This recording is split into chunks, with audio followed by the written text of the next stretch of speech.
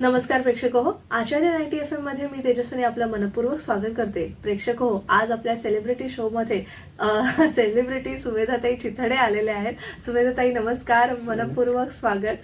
मी अशा अर्थाने सेलिब्रिटी त्यांना म्हणते कारण त्या खरंच सैनिकांना श्वास देणारी माऊली अशी त्यांची ओळख आहे आणि बऱ्याच जणांनी बऱ्याच प्लॅटफॉर्मवर सुमेधाताईंची चर्चा केलेली आहे आणि ती आपण ऐकलेली देखील असेल. आणि भारतातील आणि जगातील पहिली महिला सर्वोच्च युद्धभूमीवर सैनिक, टुरिस्ट, रायडर्स आणि स्थानिक नागरिक या सगळ्यांना ऑक्सिजन प्लांटच्या माध्यमातून ऑक्सिजन देण्याचं काम त्या गेली बरीच वर्ष करत आहेत. आणि पावन भिक्षेच्या माध्यमातून त्यांनी 17 कोटीचा प्रकल्प समाजातल्या सर्व स्तरातील लोकांना समर्पित करणाऱ्या अशा त्या आहेत. आणि एका सैनिकाची पत्नी आणि सैनिकाची आई अशी त्यांची ओळख आहे. आणि सिर्फ फाउंडेशन SIRFच्या फाउंडेशनच्या त्या संस्थापिका आहेत. स्वधर्म, धर्म आणि कर्म यावर त्यांचा जास्ती विश्वास आहे आणि त्या अनुषंगाने त्या काम करतायत. आत्मकेंद्रित ते राष्ट्रकेंद्रित आपण कसं व्हावं यासाठी त्यांचं आजवरचं काम आपण पाहत आलेलो आहोत. आणि या सगळ्या कार्याच्या दृष्टीने आज थोडेफार त्यांना मी प्रश्न विचारणार आहे. अधिकाधिक त्या कार्याविषयी आपण सगळ्यांनी जाणून घ्यायचं आहे. आपला उद्देश तोच असणार आहे, देव धर्म देश यासाठी आपण कार्यरत आहोत. तर सिर्फ फाउंडेशनची स्थापना कधी झाली हे तुमच्या बऱ्याचशा मुलाखतीतून आलेलं आहे.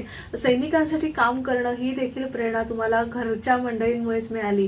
तर त्या थोडंच आपण त्यातला भाग घेऊ आणि मग नंतर पुढे जाऊया. ओके. घरातले संस्कार तर मी कायम म्हणतेच की जे आज एक संस्कारांची गरज कायम आहे, कायम राहणार आहे.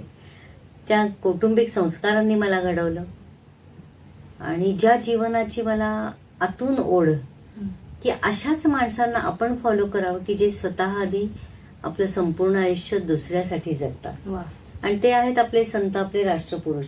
मग या राष्ट्रपुरुषांचे विचार मग फक्त विचार राहू नयेत की हे असं म्हणले होते, ते असं म्हणले होते. त्यांनी म्हणले त्यांचे विचार आणि त्यांचं जीवन प्रत्यक्ष जगणं हे प्रेरणादायी आहे. मग त्यांचा एक विचार आपण जगून बघायला काय हरकत आहे. त्याच्यासाठी एक म्हणून म्हणलं या सगळ्याच मोठ्या माणसांना जयंती, पुण्यतिथी आणि हार घालण्यापुरतं मर्यादित ठेवण्यापेक्षा त्यांचा एक विचार आपण जगायला घेतला तर. त्यातला माझ्या राष्ट्रसेवा कार्याचे गुरु स्वातंत्र्य विनायक दामोदर सावरकर, त्यांचा हा विचार मी जगायचा केलेला अंशात्मक प्रयत्न म्हणजे हा जीवन प्रवास आहे की देहाकडून देवाकडे जाताना मध्ये देश लागतो. आणि हे सावरकर जगलेत. जेव्हा मी लहानपणी सावरकर वाचत होते तेव्हा त्यांचं जे आपल्या पत्नीला सांगताना जे होतं ना ते त्यावेळेत नेमकं नीट समजलं नाही. ते म्हणायचे, माई 4 काट्या जमा करून ते घरटं बांधायचं आणि त्याच्यामध्ये मुलांची वीण वाढवायची. त्या वयात मला हे समजत नव्हतं. पण म्हणजे काय, सावरकरांना सांगायचं काय होतं हे जसजशी वाचत गेले, जसजसं ते चरित्रातनं उलगडत गेलं तेव्हा म्हणाले हा हे खरं जीव आपण ह्या पलीकडे जगत नाही आहोत कोणी. मी ते चुकीचं आहे बरोबर आहे हा विषय नाहीये, पण उठा, नोकरी करा, आपली मुलं, आपलं घर, हे कुटुंब तर नक्कीच महत्वाचं कारण कुटुंबातच समाजाची घडण होणार आहे. पण म्हणून फक्त मी आणि माझ्या परीत तो इतका सीमित करायचा का. सावरकरांचं कुटुंब म्हणजे संपूर्ण मातृभूमी होती आणि त्यासाठी त्यांनी संपूर्ण आयुष्य समर्पित केलं होतं. आणि म्हणून त्यांचं ते समर्पण आणि अर्पण मला असं सतत भावत होतं, खुणावत होतं. आणि मग हा रस्ता मी माझ्या जीवनाशी कसा जोडू, कुठे आणि कशी जगू. आणि म्हणून सैनिकांविषयी जसं आवडीने मी लहानपणापासून वाचत होते ते त्यांचं जीवन जेव्हा मी जवळून बघायला लागले, आपल्या भारताच्या सगळ्या सीमारेषांवर मी काही कामानिमित्ताने जात असते ते अनुभवलं. आणि अरे म्हणलं अरे माझं जीवन त्यापेक्षा खूपच सुखासीन आहे. आणि मग सुखासीन आहे तर मी जगताना फक्त माझ्यासाठी जगते, मी देशासाठी मी काय करू शकते त्यातनं. की हा ते जेव्हा बॉर्डरवर जायचे तेव्हा मला खूप गोष्टी की अरे ह्यांच्यामध्ये हे नाहीये, ते नाही, त्यांच्या तिथे अमुक गोष्टी दिसत नाहीयेत. आणि एवढ्या म्हणजे मी अगदी सहज म्हणायचं तर 100पैकी 99 गोष्टी नसतील तिथे सुविधा म्हणून, तरी सुद्धा त्याविषयी तक्रार नाहीये, त्यांची अपेक्षा नाहीये. आणि जे आपण आता सामाजिक स्तरावर बघतोय की संप, उठाव, मोर्चे, रिझर्वेशन कॅटेगरी आणि फुकट कसं मिळेल, सगळ्यात वाईट म्हणजे परमेश्वराने दिलेले बुद्धिमत्ता, तुम्हाला कष्टासाठी दिलेलं शरीर हे प्रत्येकापाशी असताना आम्हाला बसल्या जागी फुकट मिळावं, या मानसिकतेला जर आपल्याला छेद देऊन प्रत्येकाला आपलं आपलं कर्म प्रामाणिकपणे करायला लावायचं असेल तर माझ्या अनुभवातनं सैनिकांचं जीवन हे आदर्शवत आहे आजच्या घडीला सुद्धा. मग ते जर काही मागत नाहीत, ते तक्रार करत नाहीत, तर त्यांच्या सेवेचा सन्मान आपण कसा करू शकतो? ह्या विचार करता करता आणि सैन्य आपल्या भारताच्या सीमारेषांचा अभ्यास करता करता वाचनातनं मी त्या सर्वोच्च युद्धभूमीवर पोहोचले. आणि मग तिथं असलेली सगळ्यात ऍडव्हान्स सिच्युएशन म्हणजे हाय अल्टिट्यूडमुळे हवेमध्ये असलेल्या ऑक्सिजनचं अत्यंत अल्प प्रमाण. मग तिथं होणाऱ्या कॅज्युअलिटीज या लॅक ऑफ ऑक्सिजनमुळे आहे. तर हे त्यांनी का झेलावं आपल्यासाठी? बरोबर. ड्युटी आपण सुद्धा नोकरी व्यवसाय करत असतो, ऍडव्हर्सिटीज प्रत्येकाला कमी जास्त प्रमाणात फेस कराव्याच लागतात. पण आपण बी इथं बघते की जरा काही कमी, की हे कसं नाही ते कसं नाही, आम्हाला हे मिळालं पाहिजे ते मिळालं पाहिजे, आम्हाला हे पाहिजेच हा विचारच नाही, आम्ही काय देऊ शकतो हा विचार आहे इतक्या ऍडव्हान्स कंडिशन्स मध्ये सुद्धा. आणि हे त्यांचं सततचं देणं आणि निरपेक्ष असणं मला खूप भावलं. मग याच पद्धतीने आपण सेवा करावी. सावरकरांना काय मिळालं? काहीच नाही. हा, मग ही लोकांचा जो एक त्यांचा मोटोच जो होता ना, काय मिळते हा विचारच आसपास कुठं नव्हता. आपण काय देऊ शकतो. अच्छा. आणि त्यामुळे देण्यासाठीच आयुष्य ही माझी धारणा पक्की झाली. मग मी काय देऊ शकते, काय करू शकते हा पुढचा विचार आहे, पण आधी दिलं पाहिजे. मग मी काय देऊ शकते, तर मी या सैनिकांच्या सेवेचा सन्मान नक्की करू शकते. त्या दृष्टीने माझे विचार होते आणि सुदैवाने माझ्या दिवंगत पतींची मला साथ चांगली लाभली. कारण एका ध्येयाने झपाटून जगण्यासाठी ध्येय आपला श्वास झाला पाहिजे. म्हणजे ध्येय आपला श्वास आणि ते श्वासाचा ध्यास पुन्हा अशा पद्धतीने जगलं गेलं पाहिजे. आणि त्यामुळे माझा धर्म कर्म या सगळ्या गोष्टींचे माझे विचार हे सगळ्या सेवा कार्याशी जोडलेले आहेत. स्वधर्म कर्म राष्ट्र, राष्ट्र हा सेवा धर्म. आणि असं कर्म करताना तेच आपला धर्म झाला पाहिजे की माझं काम मी अत्यंत नेकीने प्रामाणिकपणाने आणि कोणत्याही अपेक्षेशिवाय करीन. त्याचा हा मार्ग म्हणजे हे सैनिकांच्या सेवेचं सन्मान कार्य. आणि ते करताना एकटीचं नाहीये, आपलं राष्ट्र आहे. संपूर्ण राष्ट्राची सुरक्षा ते जबाबदारीने बांधिलकीने आणि प्रेमाने करतात. तो जो सेवाभाव आहे ना त्यांचा, तो मला खूप भावला आणि त्यातनं ह्या कामाची सुरुवात झाली. हो, पण नेहमी आपण असं म्हणतो की कोणी शिवाजी जन्मावा तसेच आहे. ते तर असतं. पण हा तुमचा फारच वेगळा विचार आहे. आणि मग ते सैनिकच का? कारण आपल्याकडे किती लहान मुलांच्या समस्या आहेत, अनाथ आश्रम आहे, म्हणून म्हणते मग समाजात आतापर्यंत कामं काय चालत आली जी पुढेही होणार आहे. मग अनाथ आहेत, अपंग आहेत, वृद्ध आहेत, सगळे, पर्यावरण आहे, शेतकरी आहे, पाणी आहे, आदिवासी आहे, शिक्षण आहे, बरोबर. या सगळ्या विषयांवर कामं होत आहे. आणि सगळ्यात मला जो काही सामाजिक बदल जो दिसतो ना, तो आपण एन्जॉयमेंट कडे खूप मोठा कल आहे. चूक बरोबर म्हणलं माझ्यासाठी हे विषय नाहीये, चूक बरोबर आणि दुसऱ्याला क्रिटिसाइज करणं. पण आपल्याला एक सामाजिक धारणा, राष्ट्र संघटन आणि राष्ट्राची प्रगती अशा मोठ्या ध्येयाने विचार करायचा असेल तर आपण आधी प्रत्येकाने स्वतःवर काम करायला हवंय. मी आणि मीच्या बाहेर पडून आपण प्युअरली द्यायला शिकलं पाहिजे. शुद्ध स्वरूपात देणं आणि त्याच्यातनं कोणतीही अपेक्षा न करणं, अशी सेवा आणि ते संस्कार रुजले पाहिजेत घराघरातून. ते कसे करता येतील? आणि मगाशी तुम्ही विचारलं तसं सैनिकच का, जे मी सुरुवातीलाच म्हणलं की त्यांचं जगणं जे मी गेली 26-27 वर्ष बघतेय, ते असंच बघितलं की इतके निरलसपणे सेवा करणं जे म्हणतो ना आपण, की तिथं कुठे आळस नाहीये, तिथं अपेक्षा नाहीये, तिथं इगो नाहीये, तिथं फक्त आणि फक्त प्रत्येक क्षण. कारण त्यांची विचारधारा आपण सैनिकांची बघितली ना तर कायम जो मला असा फरक जाणवत आला, आपण शाळा शिकलो, भारत माझा देश आहे म्हणतो, आणि तो माझा माझा माझा. मग ज्या गोष्टी मी, माझं घर, माझी गाडी याविषयी जेवढे आपण पॉझिटिव्ह आणि काळजी घेतो तेवढी राष्ट्राविषयी ती भावना आहे का? त्या उलट मला ह्याच राष्ट्रातनं बिनकष्टाचं फुकट कुठल्या तरी XYZ कारणाने रिझर्वेशन हे विषय कधी बंद होतील? तुम्ही माणूसच माणसामध्ये भेदाभेद करताय ना. आणि सैन्य दल हे एक संघटन असं आहे की जिथे कुठंही हा भेदभावच नाहीये. आणि म्हणून त्याचा एक मोठो असतो, राष्ट्र सर्वप्रथम, सेवा परमो धर्म. हा धर्म जेव्हा रुजेल तेव्हा या भेदाच्या भिंतीच संपतील ना. आपण स्वीकारतो एक एक लेबल लावून, जोपर्यंत आपण मी महाराष्ट्रीयन, गुजराती, पंजाबी किंवा काय ख्रिश्चन, हिंदू, मुस्लिम हे सगळे विषयाच्या पलीकडे जाऊन आम्ही भारतीय आहोत असं म्हणून आपण जोपर्यंत जगणार नाही ना, तोपर्यंत बदल अवघड आहे. आणि हा बदल स्वीकारायचा आहे पुढे आपणच माणसांनी. हा बदल आपण कधी स्वीकारू, जेव्हा आपण स्वतः आधी दुसऱ्याचा विचार करायला लागू. आणि हे प्रत्येकाकडनं होणं अपेक्षित आहे. आपण असं म्हणू शकत नाही की हे ना, कारण हा विषयावर मी जिथे जिथे आता अखंड मी प्रवास करत असते ह्या विषयाच्या अवेअरनेससाठी. कुणीही पटकन हा विषय शाळेत शिकवला गेला पाहिजे नाही, पुस्तकांमध्ये हे पाहिजे नाही म्हणलं, नक्कीच तोही एक मार्ग आहे. पण ज्या कुटुंबात ही मुलं जन्माला येतात त्या कुटुंबाचं योगदान काय या विषयाबाबत, घरातली कौटुंबिक एन्व्हायरमेंट ज्याला आपण म्हणतो, ती मुलांना तुम्ही राष्ट्र विषयाशी संबंधित देता का? त्या गोष्टी, त्या पुस्तकांचं वाचन, सामाजिक विषय, समाजातलं वर्तन, म्हणून म्हणलं ही जबाबदारी प्रत्येकाची आहे. आपण जबाबदारी घ्यायची वेळ आली की ते दुसऱ्यांनी कसं करावं याविषयी पहिलं काम करतो.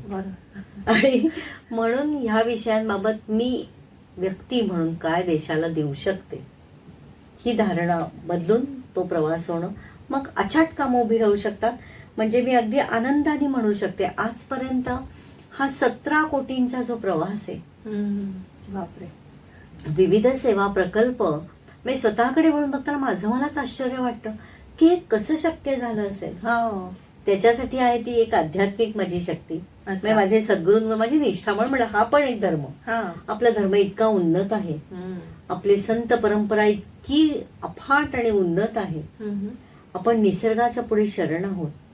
आणि आज जी काही आपण आंतरराष्ट्रीय पातळीवर परिस्थिती बघतोय, नक्की या विषयापासून मला तिकडं जायला आवडेल. हे काय घडतंय नक्की, आणि आपण भारतीयांनी त्याबाबत अनभिज्ञ माझा काय संबंध म्हणून राहू नये. आपल्या घराघरातनं हे विषय हाताळले गेले पाहिजेत की नेमकं काय चाललंय राष्ट्रीय आंतरराष्ट्रीय पातळीवर, त्याचं मी भारतीय नागरिक म्हणून काय महत्व आहे आणि मी जाणून घेणं काय गरजेचं आहे. त्यामुळे कुटुंबातनं थोडं बाहेर नाही, कुटुंबात सुद्धा हे विषय, आपण घरात टीव्ही लावतो, आपण काय मूव्हीज आणि सिरियल्स वगैरे व्हॉट एव्हर, जे मनोरंजन नसावं असं नाही, पण ज्यांनी योग्य वयात योग्य वेळी अंजन पाहिजे त्याचा विचार, तर तो होण्यासाठी हे विषय हाताळणं की का बरं अमेरिका, इराण, इस्रायल नेमकं काय चाललंय, त्याच्याशी भारताचा कुठे काय आहे, प्रत्येक राष्ट्राचा. आणि मग ह्या कामातनं झालं कसं की जागतिक पातळीवर एक सुंदर मेसेज गेलाय की आपण भारतीयांनी जर संघटित व्हायचं ठरवलं, कारण या 17 कोटींमध्ये आपल्या देशातले सगळ्या स्तरातल्या माणसांचं आर्थिक योगदान आहे. अगदी सामान्यातले सामान्य, अगदी रिक्षा ड्रायव्हर, घरामध्ये सफाईला येणारे काही माणसं, कामगार यांच्यापासून ते अगदी इंडस्ट्रियलिस्ट किंवा शिक्षण क्षेत्रातली मोठी माणसं, वेगवेगळ्या पातळ्यांवरची मोठी माणसं, लहान मोठा हा भेद नाहीये, सगळ्या स्तरातली, आणि राष्ट्र जर सगळ्यांचं आहे तर आपल्या प्रत्येकाने आपल्या कष्टाच्या कमाईचं आपल्या इच्छेनुसार काहीतरी योगदान आपण देणं लागतो देशाचं, या भावनेने करावं हा माझा प्रयत्न होता. आणि त्याच्यात माणसं जोडली गेली आणि म्हणून हे कार्य उभं राहिलं. त्यामुळे अर्थात सामाजिक ऋण मी मानते, परमेश्वरी कृपा तर आहेच, आणि त्याशिवाय शक्य नाही. मी केलं म्हणलं ना तर मग ते संपलं सगळं. त्यामुळे परमेश्वराने बुद्धी दिलेली आहे, समाजाने साथ दिलेली आणि सैन्य दलाने संधी दिलेली, हे माझं कायम मानणं आहे आणि त्याविषयी मी कृतज्ञ आहे. नक्कीच स्वातंत्र्यवीर विनायक दामोदर सावरकर यांची वाट तुम्ही नक्कीच म्हणजे त्याच वाटेने पुढे जात आहे. मला वाटतं ही वाट नक्कीच खडतर असणार आहे आणि फुलांच्या ऐवजी जास्ती काटेच या वाटेवर तुम्हाला बघायला लागले असतील. तर मी एक छोटीशी विश्रांती घेऊया आणि या सगळ्या प्रवासाविषयी तुमच्याकडून अधिक जाणून घ्यायची उत्सुकता आहे. तुम्ही पाहत राहा आचार्य 90 FM ऑन रेडिओ. आपण आज सेलिब्रिटी शो मध्ये जाणून घेतो आहोत सैनिकांना श्वास देणारी माऊली सुमेधाताई चितळे यांचा प्रवास.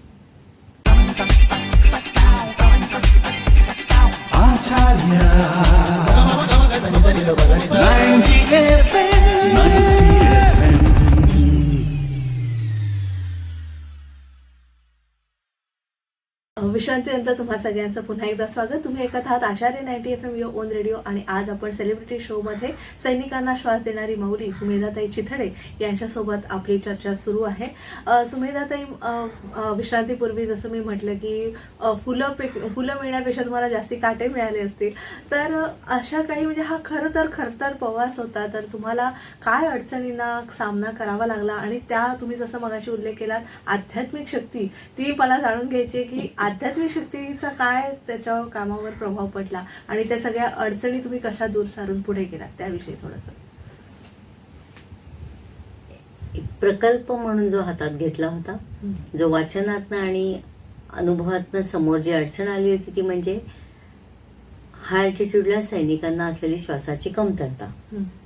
आणि माझ्यासाठी पहिलाच संघर्ष माझ्याशी होता, कारण श्वासासाठी काम करणं, एखादा प्रश्न आपल्याला भावणं, तो आतमध्ये ना आपल्या हृदयाला जाऊन भिडला पाहिजे आणि तो प्रश्न माझा आहे असं वाटलं पाहिजे. तसं मला झालं. त्या वाचनात अत्यंत अस्वस्थता आली आणि स्वतःच्या जगण्याची लाज वाटायला लागली अगदी प्रामाणिकपणे, की काय म्हणजे मला सगळ्याच गोष्टी जर अनुकूल आहेत तरी सुद्धा मी काय असं वेगळं आयुष्यात करते. मी जर फक्त एवढं सगळं मिळून सुद्धा देवाने आपल्याला देऊन माझ्याच पुरती जगणार असेल तर त्याच्या इतकं लज्जास्पद आणि हीन जीवन नाही. हे संस्कार पुन्हा समर्थांचे. आणि मग नुसतीच मनाशी उलघाल करण्यापेक्षा आपण काय करू इच्छितोय आणि त्याला नेमका रस्ता काय शोधावा, हा माझ्याशीच खूप काळ संघर्ष सुरू होता मनाशी. आणि मग वाचन, माझ्या नवऱ्याची साथ आणि समाजाची साथ. पण त्या आधी संघर्षात मला स्वतःलाच उभं राहायचं होतं की नेमकं मला करायचं काय, की ऑक्सिजनची कमतरता कळली, पण त्याच्यावर काम करायचं म्हणजेच काय करायचं. तो वाचन होतच आणि शोध होता. पण म्हणलं एखादा प्रश्न आतमध्ये भिडला ना की त्याच्या उत्तराकडे जावं. हे मला अत्यंत, हा सामाजिक घडणच होता ना, ही धारणा मानसिक झाली पाहिजे की मला प्रश्न माझ्या आसपास कौटुंबिक जीवनात सतत प्रश्न दिसणार आहेत. पण आपण त्यातल्या प्रत्येक प्रश्नाच्या उत्तराकडे जर वाटचाल सुरू केली तर आपण नकारात्मकतेकडून सकारात्मकतेकडे नक्की जगायला लागू. 100% सगळ्या प्रश्नांची उत्तर आपल्या एवढ्याशा आयुष्यामध्ये आपण काढू शकू असं नाहीच आहे. पण निदान उत्तरांकडे जाताना आपली मानसिक धारणा सकारात्मक होते. मी सतत नकार शोधायचा, कमी काय शोधायचं पेक्षा अधिकाधिक त्यातलं म्हणजे सुरुवात जेव्हा त्या रस्त्यावर चालायला सुरुवात करतो 4 पावलं तर आपण सकारात्मकतेकडेच पुढे गेलेले असतो. म्हणून ठीक आहे, मग वाचन अफाट शोध घेत होतो आम्ही दोघं जण. आणि अक्षरशः 2-3 वर्षाच्या अभ्यासानंतर ते समोर आलेलं उत्तर होतं की ऑक्सिजन जनरेशन प्लांट आणि रिफिलिंग सेंटर. पण म्हणजे काय, कुठं ना आम्ही दोघं त्या म्हणतात ना वैद्यकीय क्षेत्रातले ना काही. माझं ऍब्सोल्युटली नाही. टेक्निकली पण आम्ही काही त्याच्यातले नाही. माझा नवरा टेक्निकली खूप साऊंड होता आणि विजनरी होता. आपण म्हणतो ना कामाला दृष्टी आणि दृष्टिकोन असावं, तशी होती की करायचंय ना त्यांनी कधीही मला नाही हा शब्दच डिक्शनरीत नाही. की सगळं शक्य आहे, पूर्ण असेल अर्ध असेल पण शक्य आहे. पहिलं शक्यतेकडे जा, शक्यतेकडून अशक्यतेकडे जा. त्यामुळे आम्ही शोध घेता घेता ते उत्तर जे आलं oxygen generation plant refilling centre. मग भारतात अशी यंत्रणा कुठे, कशी, काय. पण आपल्याला तर काम करायचे सगळ्यात सर्वोच्च युद्धभूमीवर जगातल्या.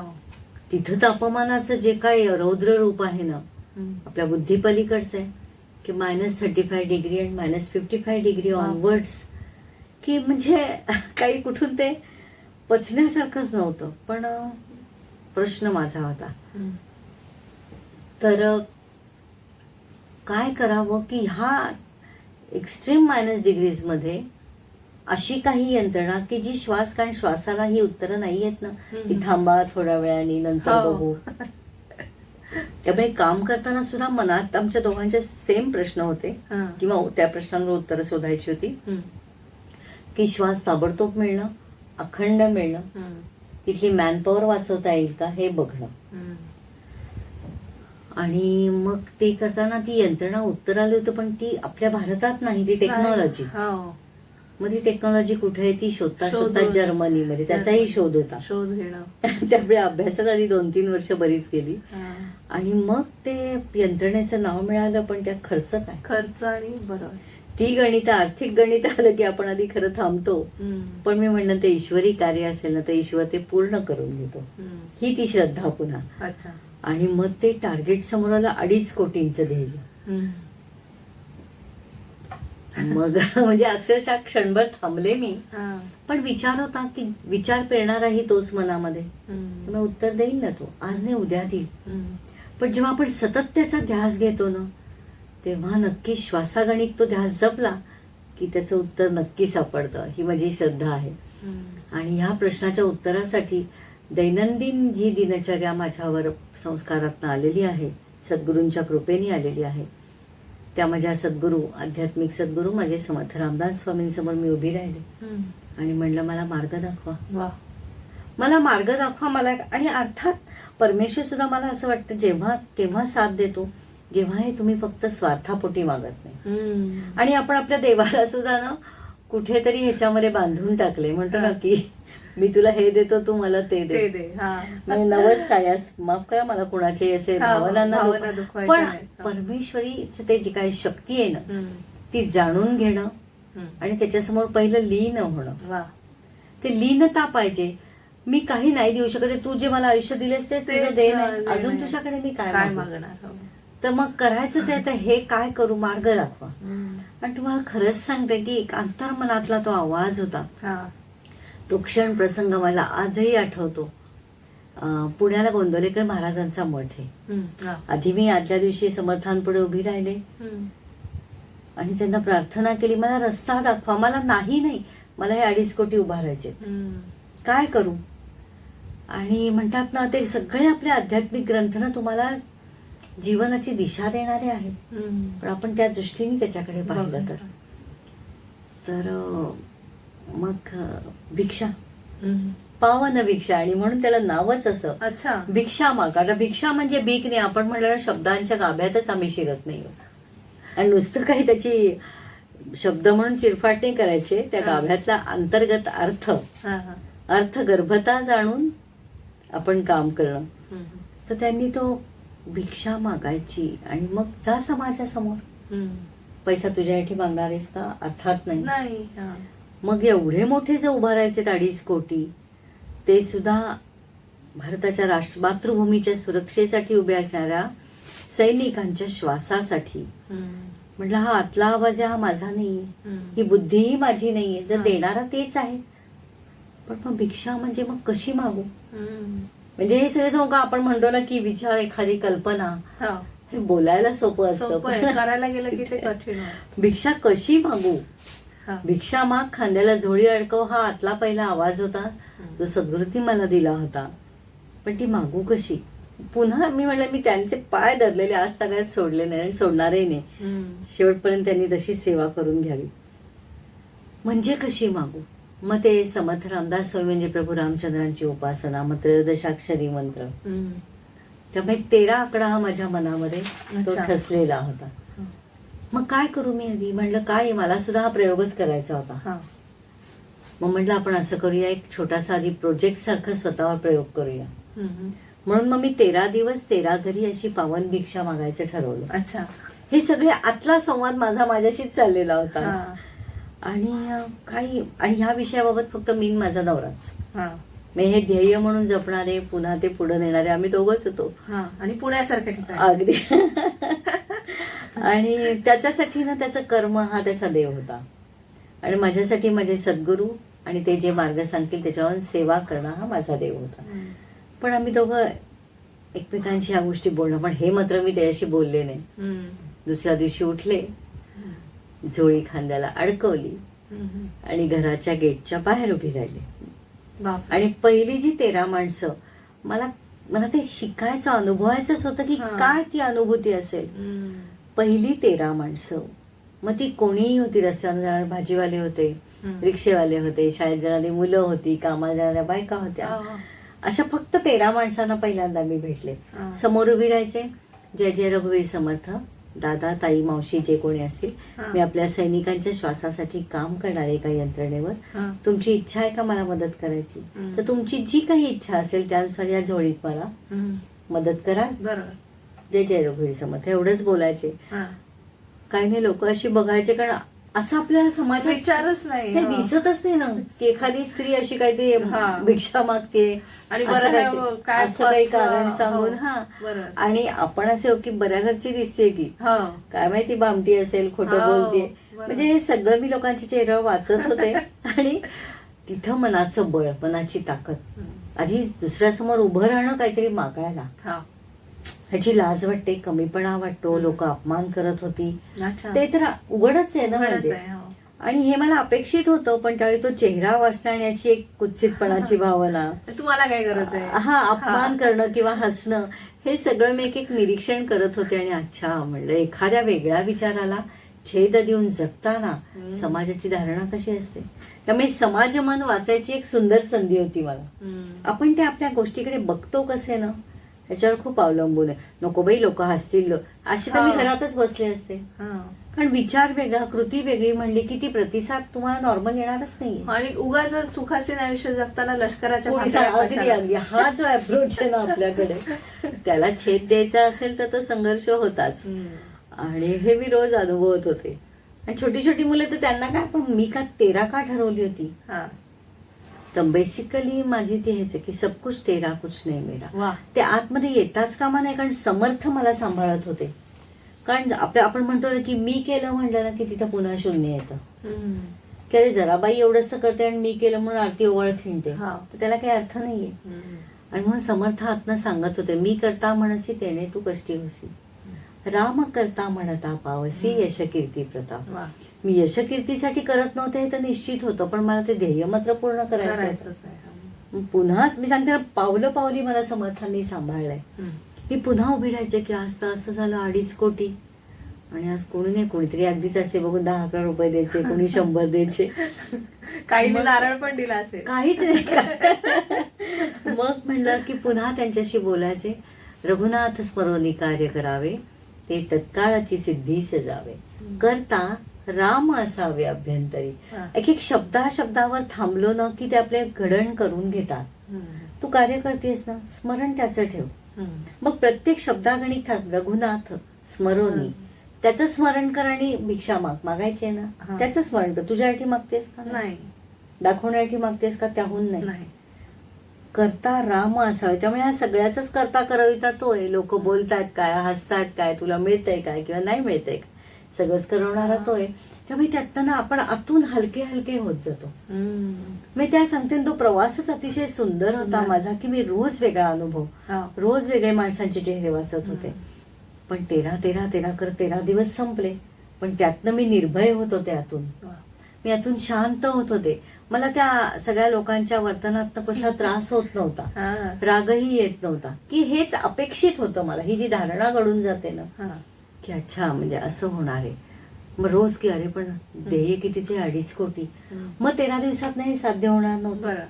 विषय मोठा आहे, आपल्या समाजातल्या सगळ्या स्तरांना घ्यायचे म्हणल्यावर मग मी मोठ्या मोठ्या सामाजिक म्हणजे होतं कसं होतं हे काम करताना, आम्ही फारशी कुठे म्हणजे कौटुंबिक सामाजिक समारंभात मी कुणाला सापडत नव्हते. की हल्ली तू कुठं बिझी असतेस. मग मी नाही म्हणलं, जरा म्हणजे काही कामच चाललेत. मग हळूहळू लोकांना कळत गेलं होतं, कारण 1999चं कारगिल युद्ध झालं ना, तेव्हा जेव्हा महाराष्ट्राच्या आसपास जे सैनिक आपले शहीद झाले होते, त्यांच्या घरी आम्ही दोघांनी जायला सुरुवात केली होती की थेट त्या कुटुंबाची सेवा करावी आपण. आणि त्यामुळे कधीतरी महाराष्ट्राच्या आसपासच्या गावांमध्ये शनिवार तेव्हा आम्ही दोघेही नोकरी करत होतो, त्यामुळे आम्ही सापडायचो नाही.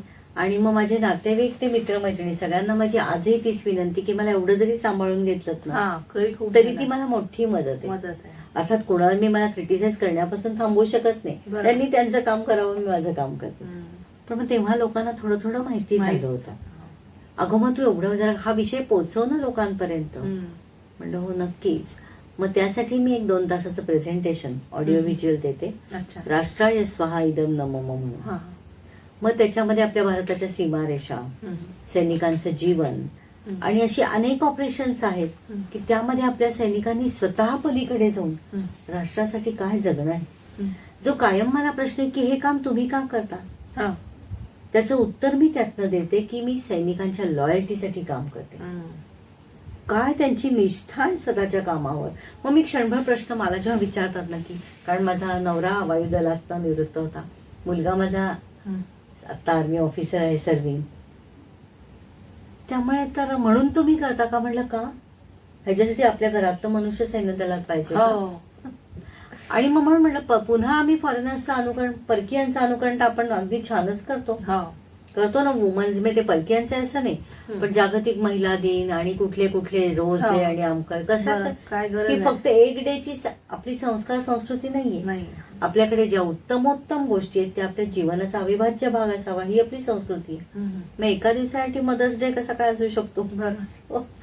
तर ते रोजच्या जगण्यात असावं म्हणून मग आपल्या देशामध्ये हे लहान वयापासून अंगात कसं भिनेल, तो पण हा विचार होता. म्हणून मग वेगळ्या सामाजिक शैक्षणिक संस्था यांच्यामध्ये मी गेले. मग लोकांना आवाहन करायला लागले की मला अर्थात हे ध्येय करायचे पूर्ण, मला तुमचं आर्थिक योगदानाचं सहकार्य अपेक्षित आहे. कारण मी झोळी ओपन खांद्याला लटकवलेली होती, त्याच्यामध्ये कुठला दाखवणं आविर्भावही नव्हता आणि लपवण्यासारखं तर त्याहूनच नव्हतं. आणि मग माझ्या मोठमोठ्या काही कार्यक्रमांमध्ये मुंबईकरांचा खूप मोठा सहभाग आहे. मी आवर्जून प्रत्येक माध्यमावर नमूद करू इच्छिते. कुठलाही शहर असं काही भेद नाहीये, पण जिथं हा सहकार्य मला उत्तम मिळालं त्यांच्याविषयी कृतज्ञता जाहीर व्यक्त करणं. त्यामुळे आता जसं आता तू या आकाशवाणीच्या माध्यमातून मांडतेस, दूरदर्शन चॅनल्सनी खूप केलं, किंबहुना मी राहायला पुण्यात आहे. हे काम एका सीएनचं काय त्यांची काय ऑर्गनायझेशन त्यांचं मीटिंग वगैरे असते, त्यांनी मी त्यांचं नाव जरूर घेऊ इच्छिते. जयदीप सहस्रबुद्धे, विनोद करंदीकर आणि कल्पना राईलकर, ही जी 3 सीए आहेत त्यांनी मला मुंबईमध्ये किंबहुना अनेक ठिकाणी हे काम पोहोचवण्यासाठी खंबीरपणे ही माणसं माझ्यावर उभी राहिली.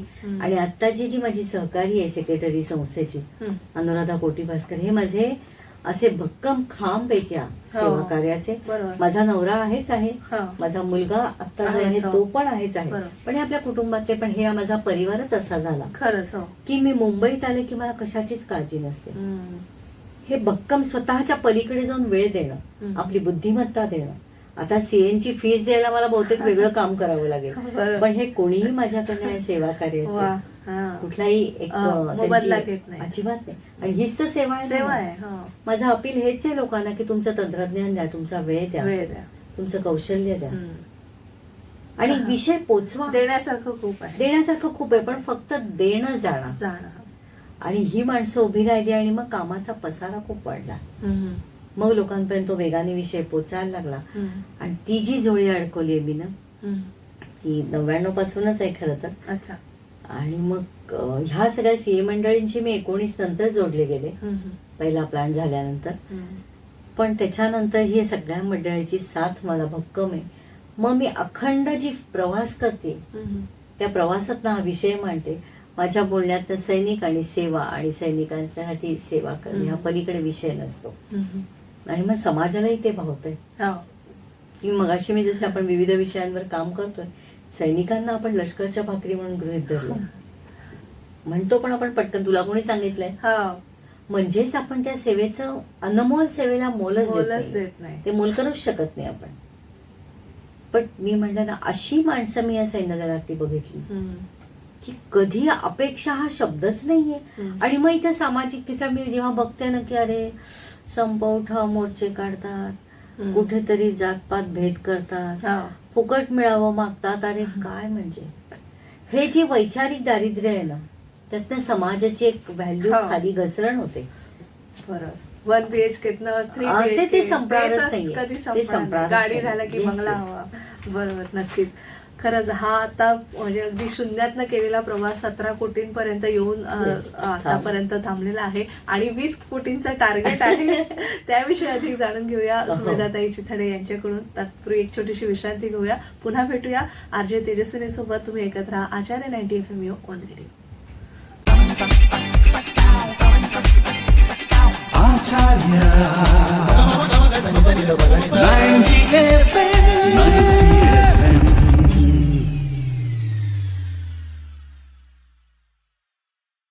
विश्रांतीनंतर तुम्हा सगळ्यांचं पुन्हा एकदा स्वागत. तुम्ही ऐकत आहात आचार्य 90 FM युअर ओन रेडिओ आणि आज आपण सुमेधाताई चिथडे यांच्याशी संवाद साधतो आहोत. जसं मी म्हटलं सुरुवातीला की शून्यातनं तुम्ही सुरुवात केली, नंतर आता 17 कोटींचा टप्पा पार केलेला आहे. अनेक संस्था असतील ज्यांनी तुम्हाला हातभार लावला, व्यक्ती असतील, कोण म्हणजे सगळ्यांनीच तुम्हाला मदत केलेली आहे. तरी पण उरी, पुलवामा, पहलगाम यातून आपण नेमकं काय शिकलो हे आपण थोडंसं स्वकेंद्रित, तुम्ही म्हणता ना आत्मकेंद्रित व्हा, आणि आपण आता भारताने काय करायची गरज आहे त्या दृष्टीने, आणि मुलांनी, विद्यार्थ्यांनी किंवा समाजाने काय करण्याची गरज आहे त्याविषयी थोडंसं सांगा. नेमकं सैनिकांकडनं काय आपण शिकलं पाहिजे आणि या ज्या दुर्घटना आपल्या देशामध्ये झाल्या त्यातून आपण काय शिकलं पाहिजे याविषयी थोडंसं सांगा. नकळत मगाशी आलं, आपण आत्मकेंद्रित नाही व्हायचंय, हा, पण आत्मकेंद्रित ते राष्ट्रकेंद्रित राष्ट्रकेंद्रित व्हायचंय. व्हायचं. स्व ते स्वराष्ट्राकडे जायचंय. म्हणजे मी आणि माझ्यापासून माझं राष्ट्र हेच माझं. आपली कुटुंब ही संकल्पना असतो, त्याचा परिघच बदलला पाहिजे. राष्ट्र हीच माझं कुटुंब आहे आणि त्यामुळे प्रत्येकाने आपल्या राष्ट्राचं उज्ज्वल भविष्य कशात आहे यानुसार आपल्या करिअरला दिशा. पण हल्ली सांगू का, मुलांचं करिअर म्हणजे मोठं पॅकेज, मग भौतिकते. मला भौतिकतेकडून आध्यात्मिकते म्हणाल तर आपल्या राष्ट्रामध्ये असा योगा आहे, नंतर योगशास्त्र आहे, आयुर्वेद आहे, निसर्ग, अध्यात्म आहे, सेवा आहे. आपल्याकडे राष्ट्राकडे सगळं उत्तम आहे. मग ते उत्तमोत्तम घेऊन आपण अधोगतीकडे जायचं का प्रगतीकडे? मग केवळ उपभोगाकडे जायचं का त्यागाकडे जायचं? आणि सैनिकांचं जीवन हे त्यागमय आहे. असे इतके अनुभव आहेत ना माझ्यापाशी सांगण्यासारखे की ती त्यांचं जगणं. एक आपले सुभेदार मेजर होते दिवाण सिंग, एक प्रसंग नक्की शेअर करते की का त्यांच्या लॉयल्टी म्हणजे नेमकं काय. तर ते तिकडे सियाचेनच्या बाजूला पोस्टिंगवर असताना, तेव्हा बऱ्याच वर्षांपूर्वीची घटना, तेव्हा असे काही मोबाईल, मेल असं काही नव्हतं. तर टेलिग्राम तार आली त्यांच्या त्या जिथं ते होते तिथे, आणि घरी लगेच बोलवलं होतं त्यांना सुट्टीवर. त्यांच्या सीओनी त्यांना बोलवलं आणि सांगितलं की सुभेदार मेजर साहब आप छुट्टी निकालो और घर जाओ. क्यों, क्या हुआ है? झालं काय होतं, त्यांची छोटी मुलगी, काहीतरी 7 ते 10 वर्षाची छोटी मुलगी होती, ती स्टोवचा भडका ओढून जळून गेली होती. म्हणजे एखाद्या वडिलांना एकतर सांगू काय, सैनिकी परिवाराला त्यांचं कौटुंबिक जीवन काहीच नाही, असं कमी प्रमाणात असतं. म्हणजे हे मोठं सॅक्रिफाईस त्यांना करावं लागतं की प्रत्येक पोस्टिंगवर फॅमिली नेता येत नाही, सेपरेशन खूप वेळा त्यांना अनुभव, पण ते सहजतेने स्वीकारतात कारण त्या कामाची ती गरज आहे, ती जबाबदारी आहे आणि ती बांधिलकी आहे. हा जो त्यांच्या सहजतेने या गोष्टींकडे पाहण्याचा दृष्टिकोन आहे, तसंच झालं. आता ही घटना नक्की अशी होती एक व्यक्तीच्या जीवनामध्ये घडणारी की आपली छोटी मुलगी जाणं, तिथे इतक्या लांब राहून पचवणं ते दुःख. तर अर्थात सीओनी त्यांना लगेच आप छुट्टी निकालो और घर चले जाओ. आणि त्याच वेळी एका ऑपरेशन मध्ये आपले सैनिक शहीद झाले होते, 5-7. आणि त्या सैनिकांचं पार्थिव त्यांच्या घरी पोचवायची जबाबदारी यांच्यावर होती. मग आपण जे म्हणतो ना मी आणि माझं, मला सगळ्यात नंतर मी बोलीन की माझी समाजाकडनं अपेक्षा आहे ना, प्लीज मी आणि माझं सोडा. आणि मी माझ्या राष्ट्राचा विचार, जे सैनिक जगतात ती त्यांची विचारधारा आहे ना, आधी राष्ट्र मग माझे सहकार्य आणि सगळ्यात शेवटी मी, ते केवळ म्हणत नाहीत, ते जगतात. ते इथे जगणं बघितलं आमच्या सुभेदार मेजर दिवाण सिंगांचं. सीओ सांगतोय छुट्टी निकालो साहब और घर चले जाओ. तर ते म्हणले नाही, मैं नाही जाऊंगा. का? त्याचं कारण तर माझे जे सहकारी शहीद झालेत ना, त्यांचं पार्थिव मला त्यांच्या कुटुंबियांपर्यंत पोहोचवायचं. म्हणजे आपलं वैयक्तिक दुःखाच्याही पलीकडे जाता आलं पाहिजे, बोलण्यातनं नाही, जगण्यातनं.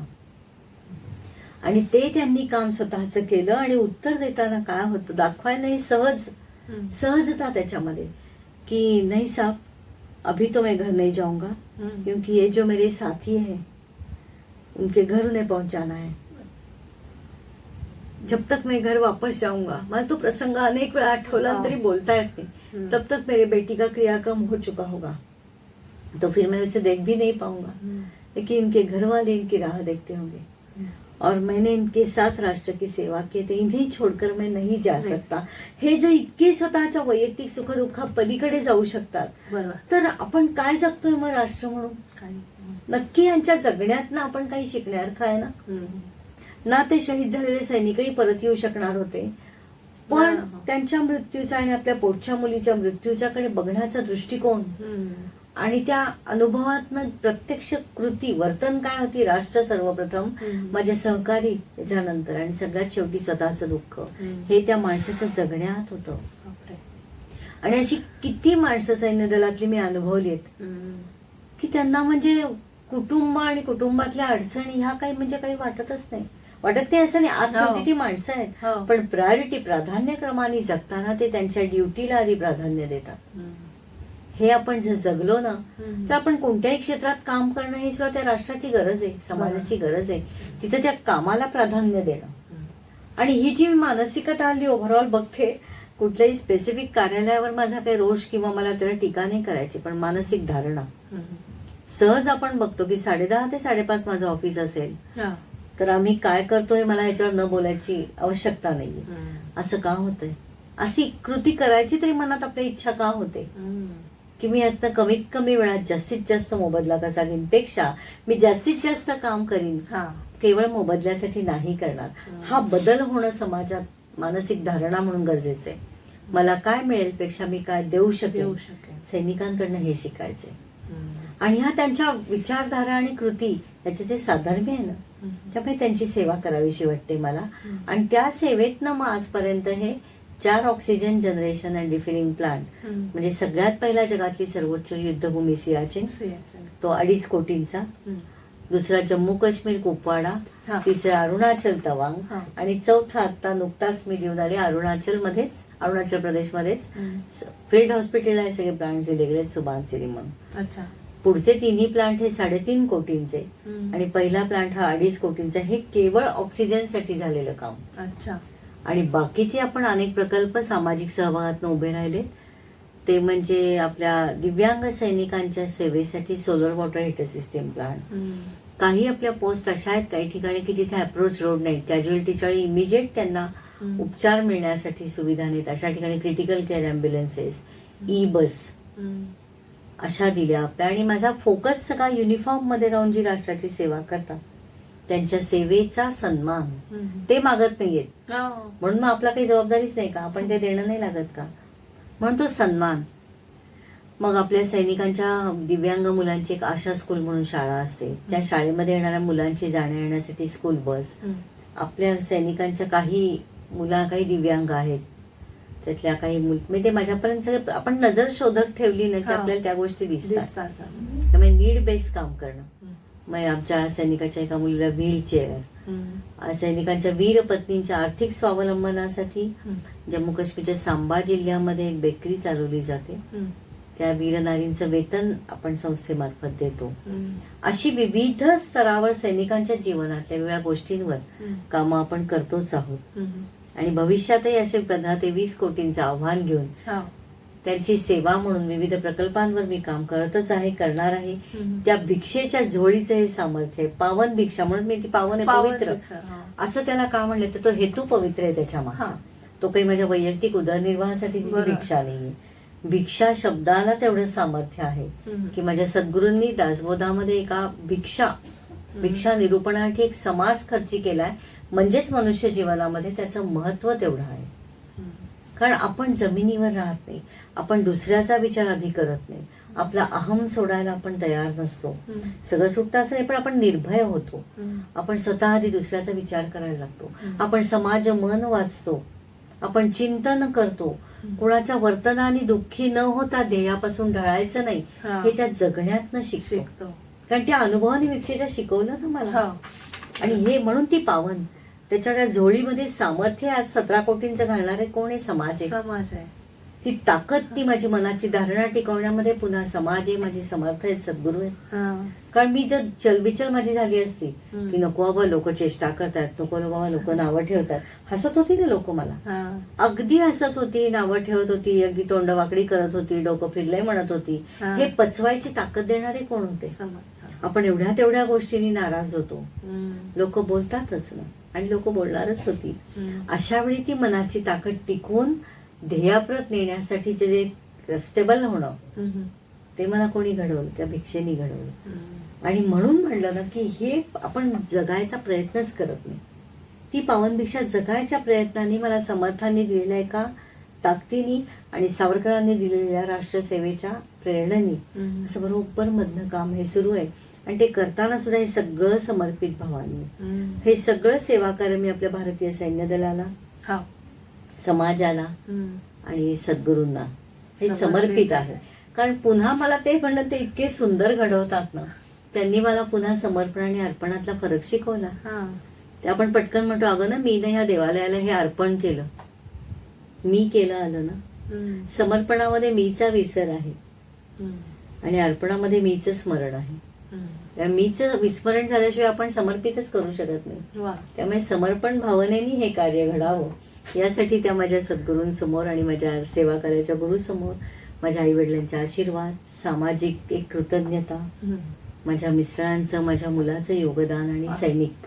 पण म्हणलं एखादं कार्य असं उभं राहतं की ती सगळी ईश्वरी किमया आहे. नाही तर माझ्यासारख्या सामान्य स्त्रीचे कुठली ताकद 17 कोटींची, कसा काय समाजाने विश्वास ठेवला असेल. आणि ती पारदर्शकता पाळून जेव्हा मी अभिमानाने चांगल्या अर्थी म्हणते की या 17 कोटींमधले 17 पैसे सुद्धा आमच्याकडे वळले नाही, आणि तो विश्वास आज समाजाला की यातला एक रुपया हा एंड युजर पर्यंत जातो. आणि हा विश्वास माझ्याबरोबर काम करणारे सगळे सहकारी, आमचे सीए, आमचे ऑडिटर्स, चॅरिटी कमिशनर, म्हणजे समाजाला एवढा विश्वास देणं. आणि हेच मला पोचवायचे की सामाजिक कार्य अशीच झाली पाहिजे. पण आता ठिकठिकाणी गल्लोगल्ली आणि एनजीओ निघालेले आहेत. म्हणून म्हणलं आपला हेतू शुद्ध पाहिजे. आता पुन्हा म्हणलं विवेकानंद जगायचाच हा एक मार्ग आहे त्यांचा. म्हणून एक विचार तो आपल्या जीवनामध्ये कुठेतरी इम्प्लिमेंट करा की त्यांचं म्हणणं काय उलगडतं. विवेकानंदांचा असा विचार आहे, हा माझा नाहीये, पण मी तो त्या रस्त्याला धरून चालायचा प्रयत्न केला की म्हणजे काय त्यांना म्हणायचं होतं. तुमच्या कार्याचा हेतू शुद्ध, तो आधी तपासा. हेतू शुद्ध आहे माझा सैनिकांची सेवा, कामामध्ये पारदर्शकता येस आहे. त्यामुळे परमेश्वरासमोर उभी राहिली की माझी नजर खाली जाणारच नाही. कारण यातला एक पैसा माझी इच्छाच नाहीये ना, अशी स्वतःसाठीची इच्छा संपवणं हे सुद्धा पुन्हा सद्गुरूच घडवतात.